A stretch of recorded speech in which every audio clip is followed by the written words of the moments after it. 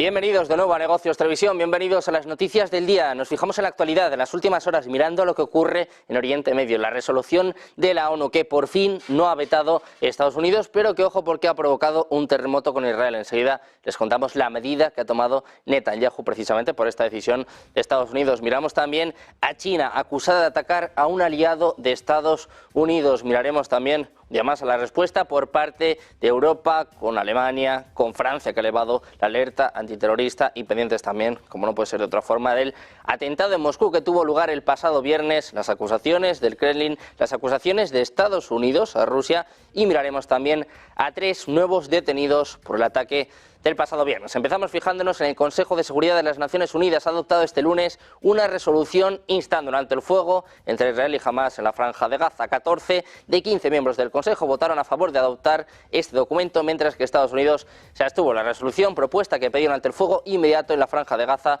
durante los ataques de Ramadán fue aprobada por el Consejo de Seguridad sin el veto de Estados Unidos. Una propuesta que además incluye un llamado a la liberación de los rehenes cautivos por Hamás, después de meses de debate, después de 3 vetos por parte de Estados Unidos, después de que Rusia y China vetaran el pasado viernes la propuesta de resolución de Estados Unidos. Por fin hay acuerdo y lo hemos vivido así, lo hemos escuchado así, mira.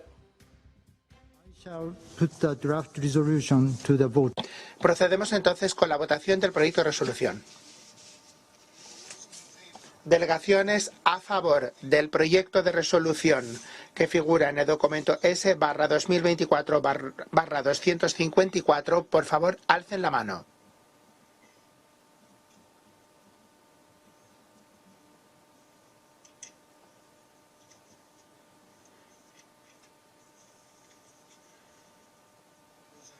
¿Votos en contra? ¿Abstenciones?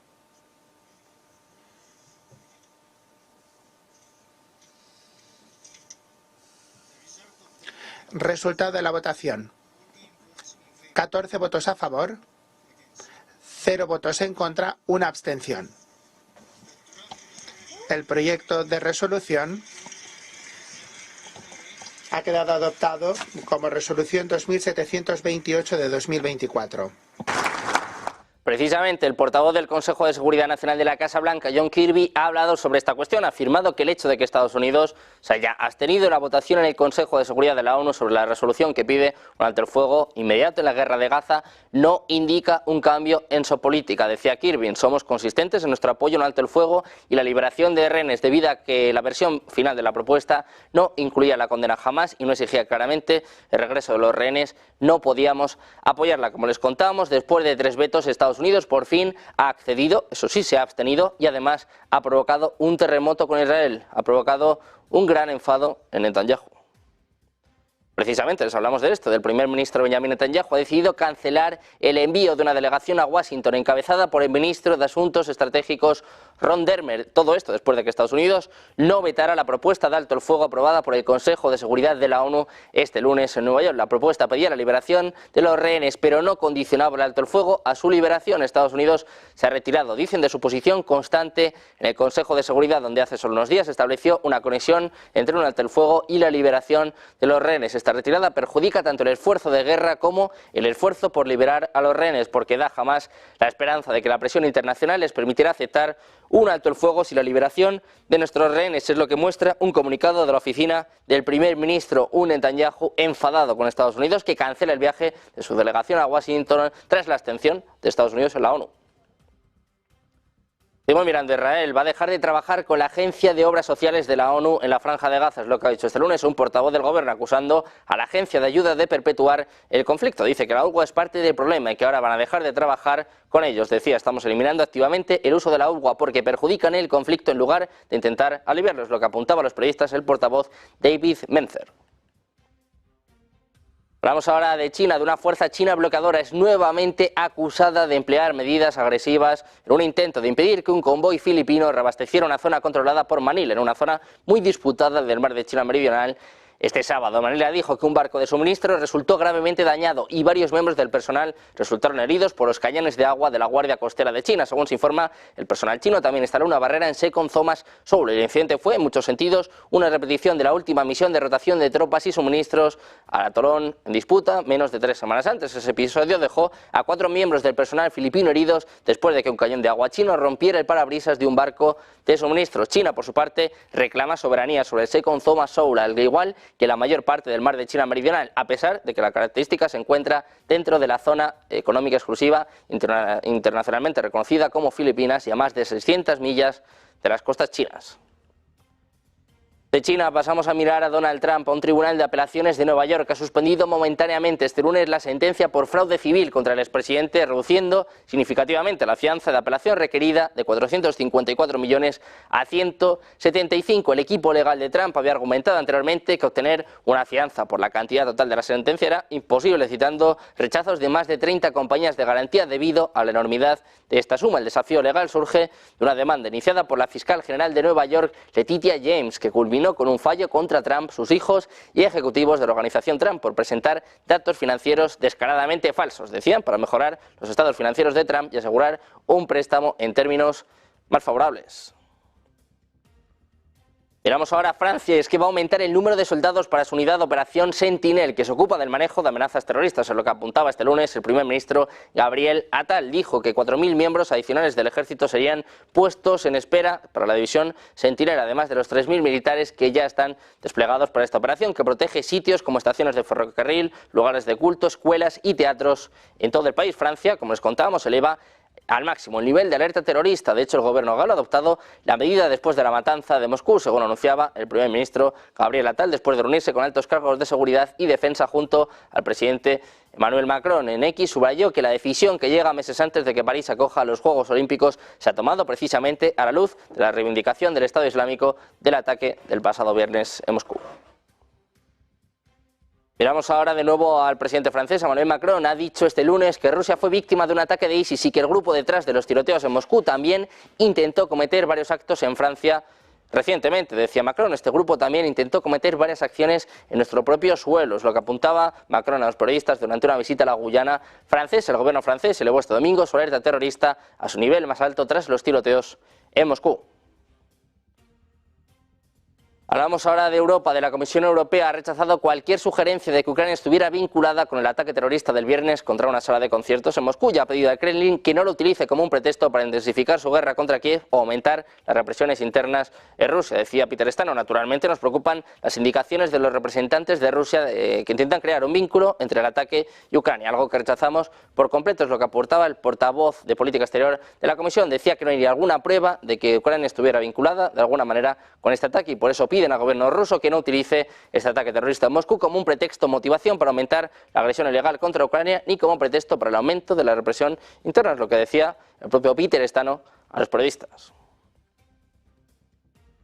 Miramos ahora a Alemania, ahora Scholz, que impidió que Rusia lanzara un ataque nuclear contra Ucrania. Es lo que está apuntando en estos momentos el diario Bild. En palabras de uno de sus diputados decía: debemos estar agradecidos al canciller porque con su visita a China ayudó a prevenir un posible ataque nuclear del ejército ruso por orden de Putin. Los medios estadounidenses ya han escrito que en el otoño de 2022 Estados Unidos temía una explosión nuclear, un ataque de Rusia contra Ucrania. China participó en su prevención después de la visita de Olaf Scholz a Pekín. Las autoridades chinas instaron a no usar armas atómicas, es lo que afirmaba Rol Muznechich, el líder de la facción del SPD en el Bundestag. De Alemania pasamos a mirar al Reino Unido. Al premier Rishi Sunak ha dado un impulso al rearme nuclear con el destino de 800 millones de euros, una cuarta parte aportada por el propio gobierno para potenciar las defensas del Reino Unido frente a la creciente amenaza de Rusia. A su paso por Barrow-in-Furness, Sunak ha proclamado el esfuerzo nacional para relanzar la industria nuclear con fines civiles y en defensa, con la creación de 40.000 puestos de trabajo durante la próxima década. Decía Sunak que en un mundo cada vez más peligroso y disputado, Reino Unido considera que la disuasión nuclear es más vital que nunca, es lo que declaraba el propio Sunak, donde los astilleros construyeron submarinos nucleares de la clase Astute de la Royal Navy, los sumergibles equipados con misiles balísticos Trident de la clase Dreadnought y los SSN AUKUS, como parte del acuerdo defensivo del Pacífico Sur, en el que participan tanto Australia como Estados Unidos. El gobierno británico ha firmado acuerdos con BAE Systems, Rolls-Royce, EDF y Babcock para potenciar el hub nuclear de Barrow-in-Furness, la ciudad portuaria de 50.000 habitantes en Cumbria, especializada desde hace más de un siglo en la construcción de submarinos. Reino Unido, pasamos a mirar a Rusia. Ha dicho este domingo que interceptó 2 bombarderos estratégicos estadounidenses cuando se acercaban a la frontera con el país sobre el mar de Barents. Un comunicado del Ministerio de Defensa ruso afirmó que los equipos de control del país detectaron un grupo de aviones acercándose al espacio aéreo ruso, por lo que enviaron un avión de combate MiG-31 para identificar los aviones y evitar cualquier violación. En un comunicado apuntan a que la tripulación del caza ruso identificó un objetivo aéreo, en concreto 2 bombardeos, en este caso de Estados Unidos. Dijo además que estos bombarderos ajustaron su rumbo de vuelo cuando el avión de combate ruso se acercó a ellos, después de lo cual regresó sano y salvo a su aeródromo de origen. Dicen además que no hubo violación de la frontera estatal de Rusia, según el comunicado, y agrega que las maniobras del avión de combate ruso se llevaron a cabo en estricta conformidad con las reglas internacionales para el uso del espacio aéreo sobre algunas zonas neutrales y con el cumplimiento de las medidas de seguridad. Por su parte, Estados Unidos aún no se ha hecho eco de absolutamente nada en torno a este comunicado. Vamos ahora a Polonia. Ha denunciado que Rusia ha violado el espacio aéreo en la madrugada del domingo con un misil de crucero lanzado contra objetivos en el oeste de Ucrania. Según las Fuerzas Armadas polacas, Moscú lanzó 57 misiles y aviones no tripulados contra Ucrania en la madrugada, incluidos ataques contra Kiev y la región occidental de Leópolis, cerca de la frontera polaca. En concreto, y según han publicado en X, se produjo una violación del espacio aéreo polaco por uno de los misiles de crucero lanzados durante la noche por la aviación de largo alcance de la Federación Rusa. Dicen que el objetivo penetró el espacio cerca de la localidad de Oserdó y permaneció allí durante 39 segundos. Durante todo el vuelo, dicen, fue observado por sistemas de radar militares. La respuesta por parte de la OTAN a este incidente ha asegurado que está preparada para proteger y defender a todos los aliados después de que un misil ruso sobrevolara territorio polaco, el espacio aéreo polaco, este fin de semana a raíz de uno de los ataques perpetrados por Rusia contra Ucrania. La OTAN dice condena enérgicamente los últimos ataques de Rusia contra civiles, ciudades y pueblos ucranianos, incluidos a los cercanos a territorios aliados. Es lo que apuntaban a la agencia EFE fuentes de la OTAN, que recordaron que en respuesta a la guerra de Rusia contra Ucrania han reforzado significativamente su postura en el flanco oriental, también con aviones de países aliados para proteger los cielos polacos. Terminaban diciendo: seguimos evaluando nuestra postura y permaneceremos preparados para proteger y defender a todos los aliados de la OTAN. De la OTAN pasamos a hablar de nuevo de Rusia. Del embajador ruso en Polonia, Sergei Andreyev, no ha acudido este lunes al Ministerio Polaco de Exteriores pese a haber sido citado por la violación de un misil ruso del espacio aéreo polaco este domingo durante un ataque de las tropas de Rusia en el oeste de Ucrania. El portavoz de la diplomacia polaca, Paweł Brzezinski, ha explicado que hará llegar al diplomático ruso por otra vía una nota solicitando aclaraciones sobre lo ocurrido. En unos comentarios previos, el ministro polaco de Exteriores, Radosław Sikorski, declaró que su gobierno va a exigir explicaciones al embajador, pero probablemente no obtendrá nada más que demagogia. Brzezinski, en su caso, ha señalado que la Convención de Viena sobre las relaciones diplomáticas claramente establece las funciones de un embajador en el país anfitrión. Dijo dudar de si el propio Andreyev es capaz de representar adecuadamente los intereses de la Federación Rusa en Varsovia. Seguimos mirando a Rusia. Apuntamos al comité de investigación encargado de investigar el ataque terrorista ocurrido en el ayuntamiento de Crocus, en el barrio moscovita de Krasnogorsk. Ha pedido este lunes al distrito de Basmani que emitiera 3 órdenes de arresto más. Según el comunicado enviado a los medios de comunicación, el comité nombró a Islomov, a Minchon, Iroilovich, Islomov, Dirovar, Iroilovich e Islomov, Iroil, Ibrahimovic como sospechosos adicionales, que por cierto ya han sido detenidos anteriormente. Las autoridades arrestaron a 4 hombres vinculados al Estado Islámico de Irak y de Siria. 3 de ellos se declararon culpables y el ataque se ha cobrado hasta el momento hasta 140 vidas. Miramos de nuevo a Rusia. Este lunes empiezan después de la jornada de luto oficial de este domingo, después de que decenas de personas, en concreto hasta 140 ya, murieron asesinadas a tiros en un concierto en las afueras de Moscú, en el ataque más mortífero dentro de Rusia en las últimas 2 décadas. Rusia anunciaba el sábado la detención de 4 sospechosos, le contábamos ahora hasta 3 detenciones más, mientras que el presidente Vladimir Putin ha prometido localizar y castigar a todos los autores de este ataque. Escuchamos al propio Putin, que todavía no ha mencionado al grupo militante de ISIS y que afirma que algunos en el lado ucraniano habían estado dispuestos a ayudar a estos pistoleros a cruzar la frontera. Escuchamos.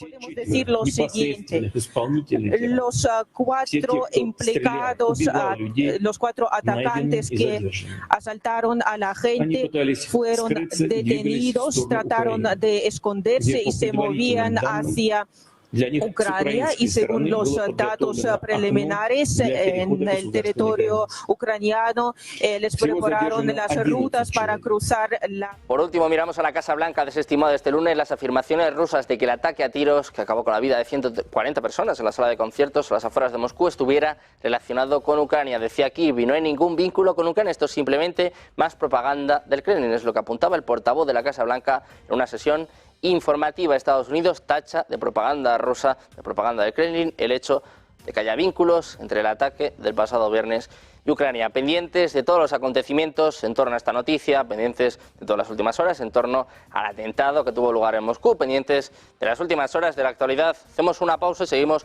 con toda la información, con la mejor programación, un día más en su casa, en Negocios Televisión.